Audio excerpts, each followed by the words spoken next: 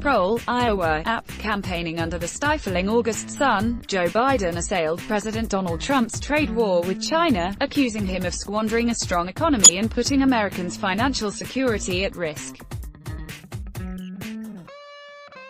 But he was quick to add that he was not hoping for the worst. "I never wish for a recession. Period," the former vice president and current Democratic presidential candidate told reporters in PROLE, Iowa. Biden's comments highlight the delicate balance for Democrats as the U.S. economy flashes recession warning signs. In town halls and speeches across the country this week, candidates leveled blame on Trump, arguing that his aggressive and unpredictable tariff policies were prompting gloomy economic forecasts.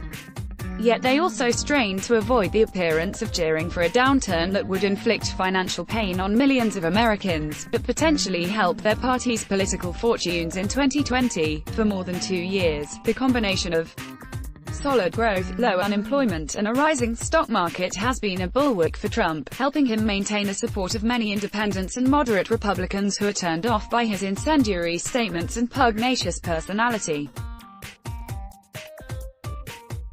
According to a new Associated Press NORC poll, a higher percentage of Americans approve of Trump's handling of the economy than his overall job performance. If there is a recession and the economy is doing worse, not better, than when Donald Trump started, it is hard to see how. The majority of the American people, even those who have looked the other way on so many of his indiscretions, will decide to give him a shot at another 4 years, said Jennifer Psaki, a former White House and campaign advisor to President Barack Obama.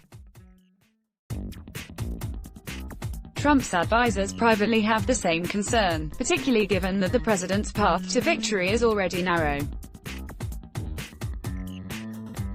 Well aware that a sitting president almost always gets the credit or the blame for the state of the American economy, Trump and his team have tried to point the finger elsewhere, namely in the direction of Federal Reserve Chairman Jerome Powell, accusing him of slowing growth by not lowering interest rates. "Our Federal Reserve does not allow us to do what we must do.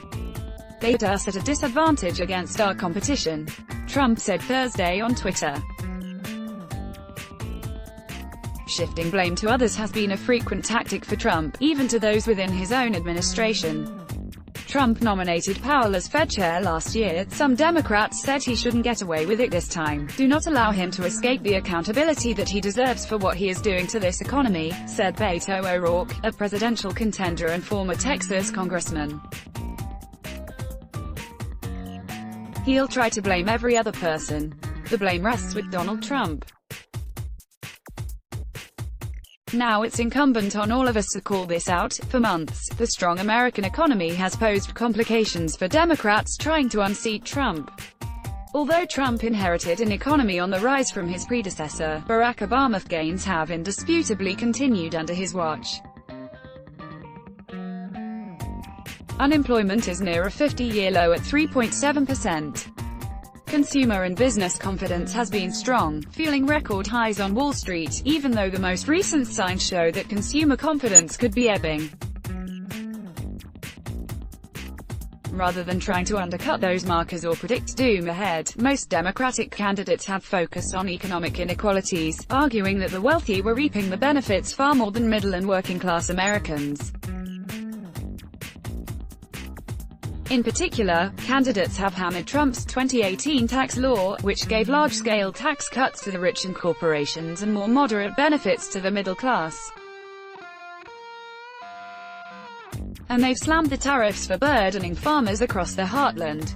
One exception has been Massachusetts' then Elizabeth Warren, who has openly warned about the prospect of another economic decline. In July, she wrote an essay, predicting that a rising consumer and corporate debt was imperiling the longest expansion in U.S. history. "Whether it's this year or next year, the odds of another economic downturn are high, and growing," Warren wrote. Biden in particular appeared to shift close to Warren's warnings this week, as analysts said that a slowdown, if not a full-blown recession, could hit before next year's election. During a two-day campaign swing through Iowa, Biden reminded voters that the Obama administration handed Trump his strong economy that could quickly come undone. Donald Trump inherited a growing economy from the Obama-Biden administration, just like he inherited everything in his life.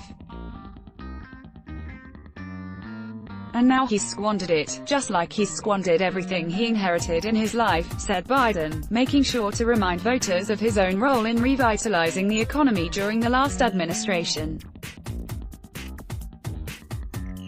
Other Democrats were more cautious, particularly about leaving the impression that the party sees a political benefit from an economic decline. "I just think it's very important that we be clear as a party that we don't want a recession," said John Delaney, the former Maryland congressman who is mired at the bottom of the pack in the crowded Democratic primary field.